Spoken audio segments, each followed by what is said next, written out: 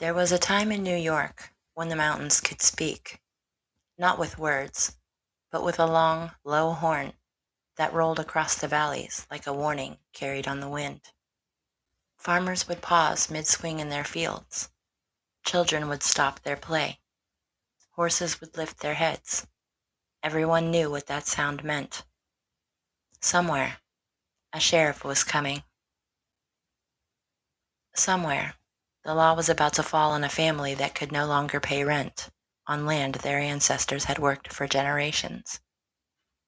And somewhere, men wrapped in calico cloth were already stepping out of their barns, tightening the knots on their masks, and heading toward the sound.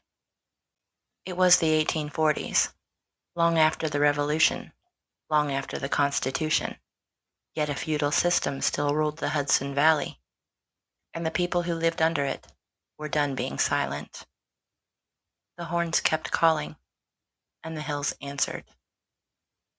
America was supposed to be the land where no man bowed to another, but in the heart of New York, the old world had survived the new one. The Dutch patroons, aristocrats in all but title, still controlled vast estates stretching across counties. Families farmed land they would never own. They paid rent in wheat, livestock, and labor.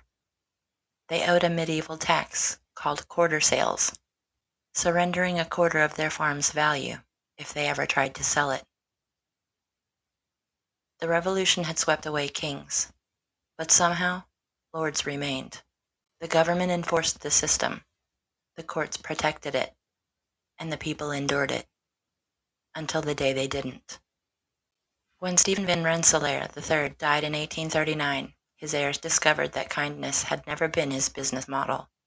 He had allowed tenants to fall behind on rent for years, sometimes decades, and now the estate demanded every penny.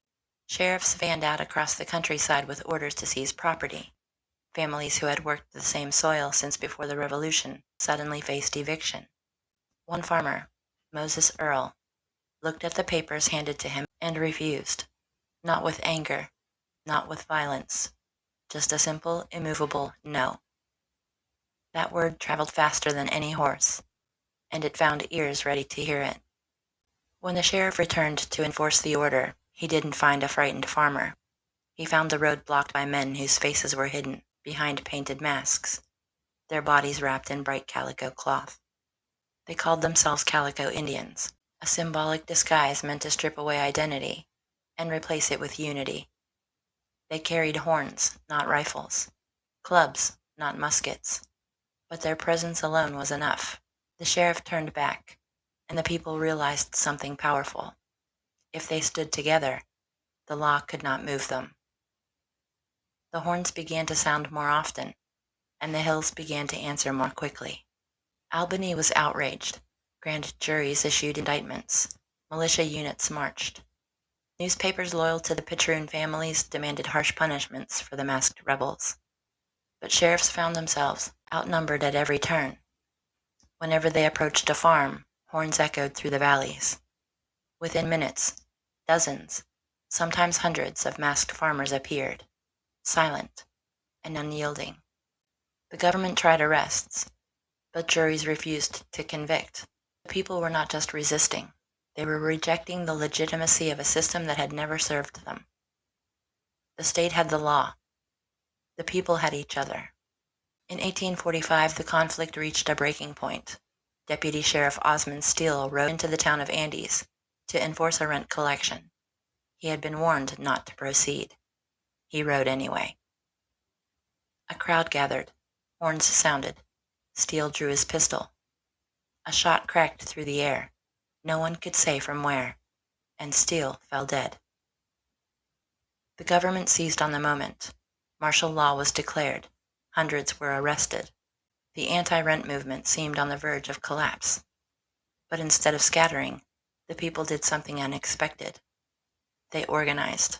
The anti-renters realized that masks only carried them so far. If they wanted to end the manorial system, they needed to take their fight into the halls of power. They formed a political party. They ran candidates. They campaigned across the state with a message that cut through every class, and every county. No American should live under a lord. And in the election of 1845, the people spoke with a force no sheriff could match. Anti-rent candidates swept into office. The government that once hunted them now answered to them. The new legislature moved quickly. Feudal leases were outlawed. Quarter sales were abolished. The manorial system, a relic older than the nation itself, was dismantled piece by piece. For the first time, tenant farmers were allowed to buy their land outright. Generations of family became landowners in a single stroke of the pen. The patroon era, which had survived the Revolution and the birth of the Republic, finally collapsed under the weight of citizen resistance. The people had won. The anti-renter victory reshaped New York. It strengthened property rights. It reinforced the principle that government must never enforce a system it doesn't endure itself. It proved that ordinary citizens, united in purpose, could dismantle a structure that seemed immovable. And yet, the story faded. Overshadowed by wars, by industry, by the march of time. But the lesson remained, waiting for a generation that needed it again. Now, 250 years after the Declaration of Independence, America stands at another moment of reflection. Citizens question institutions. Communities feel unheard. People wonder whether their voice still matters. The Calico Rebellion answers that doubt with clarity. It reminds us that America is not defined by the power of its government, but by the courage of its citizens. That liberty is not a relic, it's a responsibility. That the Republic survives because ordinary people refuse to let it drift away from its founding promise. The horns may be silent now, but the spirit that sounded them still lives. Sources for this video are State Legislative Records of New York, 1845 to 1846. Court transcripts from the trials following the death of Deputy Osmond Steele. Contemporary newspaper accounts from the Albany Argus, Hudson River Chronicle, and Catskill Recorder. Published resolutions of the Anti-Rent Party. Personal letters and diaries from the Hudson Valley tenant farmers.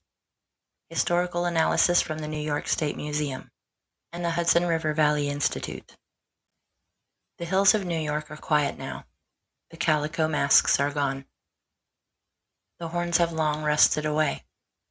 But the spirit that moved those farmers, the belief that free people must never bow to unjust power, still beats in the American heart.